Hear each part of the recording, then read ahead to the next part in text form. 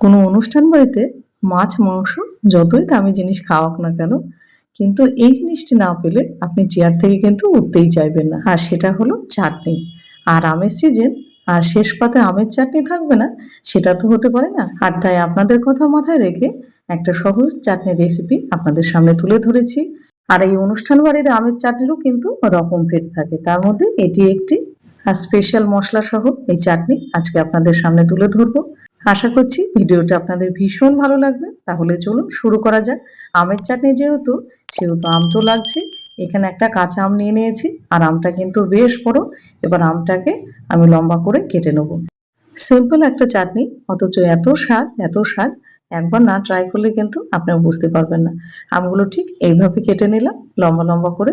এবার চলুন তবে রান্না করতে যাই। প্রথমে গ্যাসটা জ্বালিয়ে বসিয়ে দিলাম একটা কড়াই। এবার কড়াইটা গরম হলে দিয়ে দেবো 1 চামচ মতো সর্ষের তেল। এবার তেলটাকে ভালো করে গরম হতে দেবো। তেলটা গরম হয়ে গেলে দিয়ে দেবো একটা শুকনো লঙ্কা আর একটা তেজপাতা। এবার শুকনো লঙ্কা আর তেজপাতাটাকে একটুখানি ভেজে নেবো। ভেজে নেওয়ার পরে দিয়ে দেবো 1/2 চামচ মতো পাঁচফোড়ন। এবার পাঁচফোড়নটা দেওয়ার পরে গ্যাসের ফ্লেম লো টু মিডিয়াম করে পাঁচফোড়নটাকে ভেজে নিতে হবে। আর খেয়াল রাখতে হবে পাঁচফোড়নটা যেন বেশি ভাজা না হয়ে যায়। এবার পাঁচফোড়নটা ভাজা হয়ে গেলে এবার দিয়ে দেবো কেটে রাখা আমগুলো। আমগুলো দেওয়ার পরে গ্যাসের ফ্লেম কিন্তু লো টু মিডিয়ামই রেখেছি। এবার এগুলোকে ভালো করে ভেজে নেব। আর আজকে আমার ভিডিওটা আপনি পৃথিবীর কোন প্রান্ত থেকে দেখছেন সেটা অবশ্যই কমেন্ট সেকশানে জানাবেন। এবার খানিকক্ষণ ভাজার পরে দিয়ে দেবো 1/2 চামচ মতো লবণ। এবার লবণ দেওয়ার পরে আর একটুখানি নাড়াচাড়া করে নেব। তারপরে দিয়ে দেবো 1/2 চামচ মতো হলুদ। এবার হলুদ দিয়েও খানিকটা নাড়াচাড়া করে একটুখানি ভেজে নেব, মোটামুটি 1 মিনিট মতো।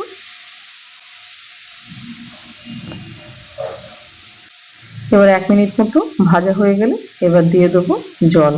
আর এখানে আমি 1 গ্লাস জল দেব। এবার জলটা দেওয়ার পরে গ্যাসের ফ্লেম লো টু মিডিয়াম করে এটাকে ফুটতে দেবো মোটামুটি 7 থেকে 8 মিনিটের জন্য।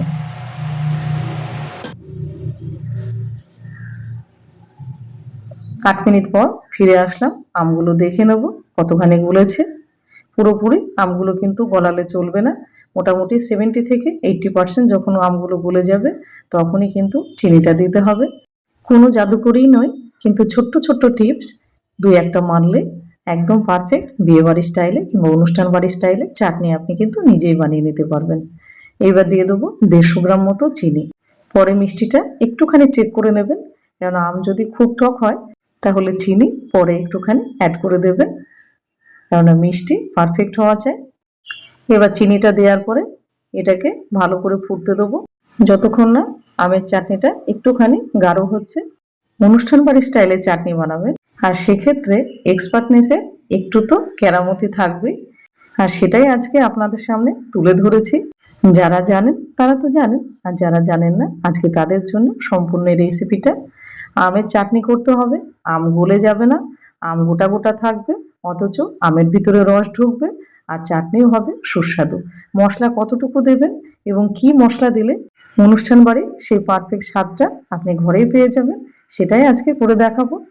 আর এটা কিন্তু আর একটু জাল করে নিতে হবে, কারণ রসটা এখনো পাতলা আছে। এটা হতে থাক, ততক্ষণে বানিয়ে নেব অনুষ্ঠান বাড়ির সেই সিক্রেট মশলা।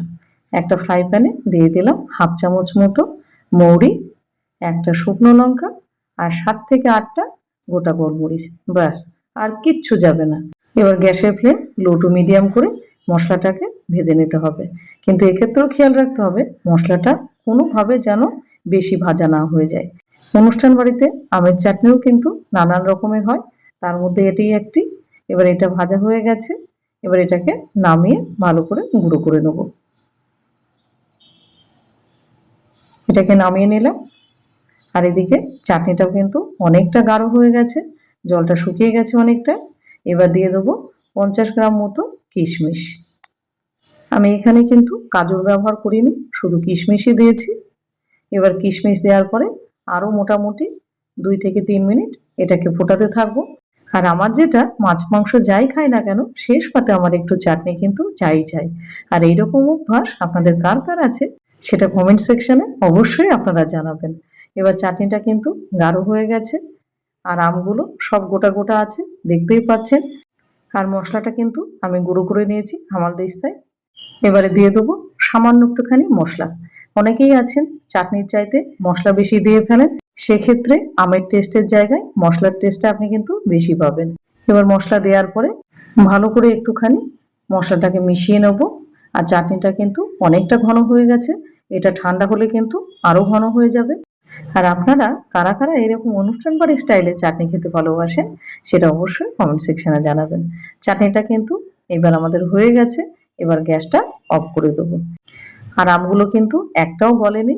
আর চাটনির কালারটা দেখেছেন কি দুর্দান্ত এসেছে। ঠিক এরকম একটা চাটনি আমাদের কিন্তু চাই। আর একটুখানি মশলা সামান্য একটুখানি জাস্ট একটুখানি উপর থেকে স্প্রিঙ্কেল করে দেবো, বেশি না কিন্তু একদম অল্প। দেখেই নিলেন কতটুকু আমি মশলা দিলাম, তাহলেই রেডি হয়ে গেল অনুষ্ঠান বাড়ির স্টাইলে আমের চাটনি। ভিডিওটা আপনাদের কেমন লাগলো? আশা করি ভীষণ ভালো লেগেছে। সিম্পল একটা চাটনি অথচ সুস্বাদু থেকে অতি সুস্বাদু। অবশ্যই বাড়িতে ট্রাই করবেন। আর ভিডিওটা যদি আপনাদের পছন্দ হয়ে থাকে তাহলে অবশ্যই চ্যানেলটাকে সাবস্ক্রাইব করে সুন্দর করে একটা কমেন্ট, একটা লাইক আর প্রচুর পরিমাণে শেয়ার করে দিন। তবে আজ আসি, ভালো থাকবেন, সুস্থ থাকবেন।